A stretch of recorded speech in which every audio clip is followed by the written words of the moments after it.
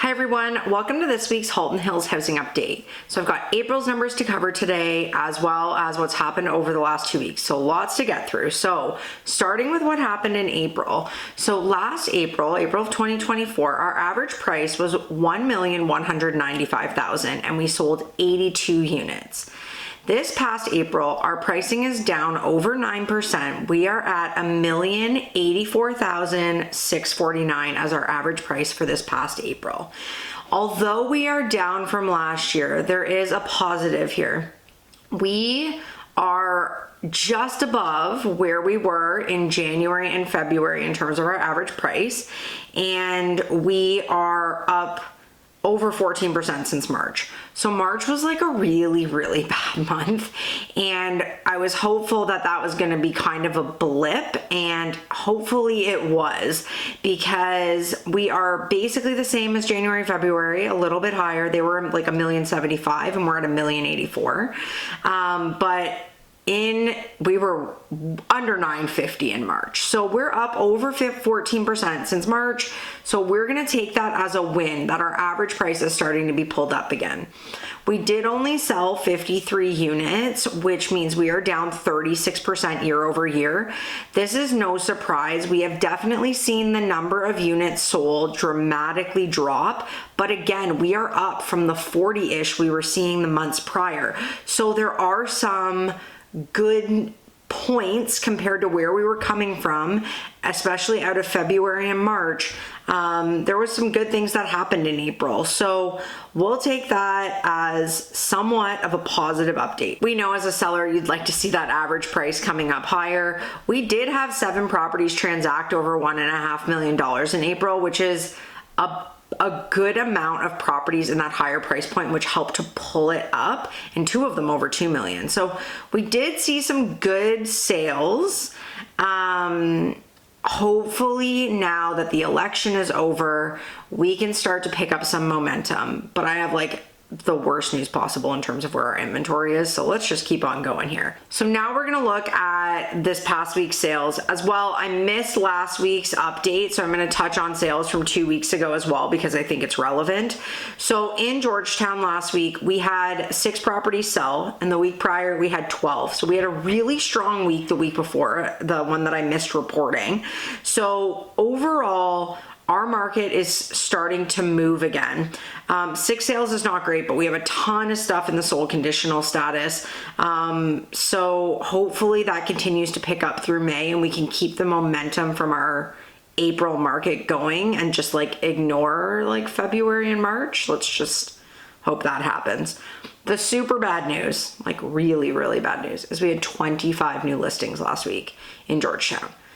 The inventory is just not stopping. I've never seen anything like this.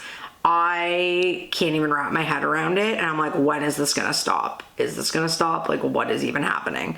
So 25 new listings. In Acton this week, we had 3 sales, but 2 weeks ago, we had 6 sales. So that's a really strong week for Acton, and they only had 3 new listings. So the good news for Acton is things are starting to move again, because it was pretty dead there for like a nice 6-week period. Glen Williams saw no sales and 1 new listing. The rural market saw no sales. They did see 2 sales 2 weeks ago, and 4 new listings, so inventory coming on there. I'm not going to talk today about like the price changes and expireds and terminates, because it gets all muffled when I miss a week. So skipping that, and just know that there are a lot of properties that are relisting, like dozens a week relisting at lower prices. So prices are definitely coming down. Looking at our active inventory, I knew we were going to get over 250, and here we are. We are officially at 254 active listings in Halton Hills. Previously, I had never seen it higher than 232. We were at 235 last update. So 254 active listings, and like there's no signs of slowing down. It's absolutely insane. Georgetown is up from 134 active listings to 158. 158 active listings in Georgetown. I mean, at the start of this year, all of Halton Hills was at 120. So like Georgetown right now being at 158 is not great. Looking at our price points, under 800,000 is up slightly from 15 to 16. So stuff is moving there and we're not seeing a huge saturation. 800 to a million is up from 29 to 33. So also not a huge saturation there. It is the price point that is moving more rapidly. So 33 is high, but it's not as high as 1 to 1.5 million, which is at 76. There are so many houses available between 1 and 1.5 million. That's up from 66. So we are seeing massive jumps in that 1 to 1.5 million pocket. And it is just getting hammered. Like, is that going to hit 100? Like, I can't get over where these numbers are in Georgetown. I've never seen anything like it.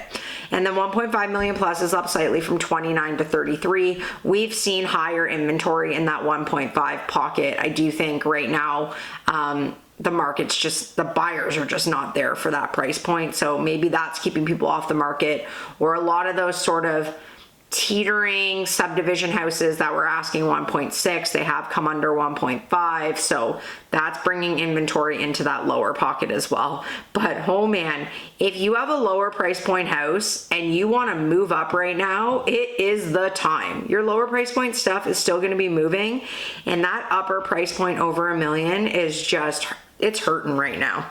Okay, looking at Acton. So Acton's actually down in terms of inventory. They're down from 33 to 28 active listings. And this has to do with the fact that we've seen a decent amount of sales in Acton and there hasn't been a ton of new listings. So yay for Acton. Glen Williams is up from 13 to 16 active listings.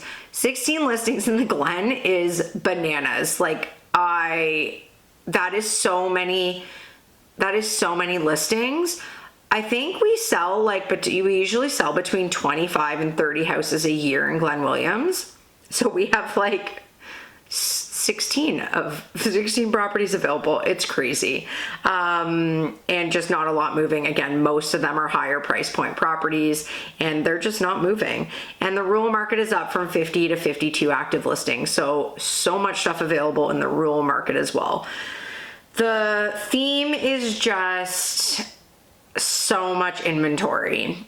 The good news, if you have a property under $1 million, is there's not a ton of competition. So outside of Georgetown, so looking at Acton, Glen Williams, rural market, of the 96 properties available, there are 21 of them are under $1 million. It's good news because the lower price point is really what fuels our market, and then people start moving up when they feel confident they can sell their house, yada, yada, yada.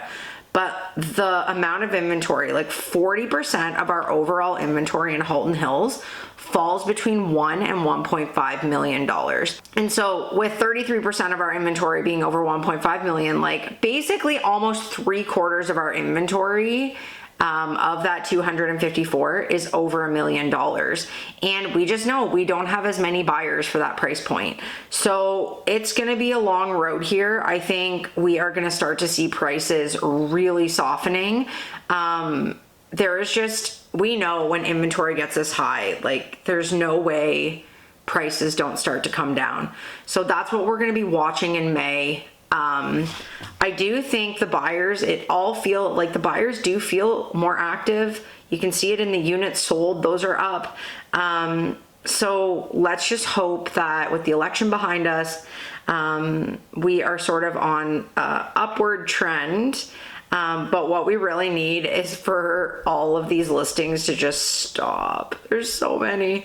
Anyways, I'll be back next week to see what happens as we get into May here. Have a great week, everyone.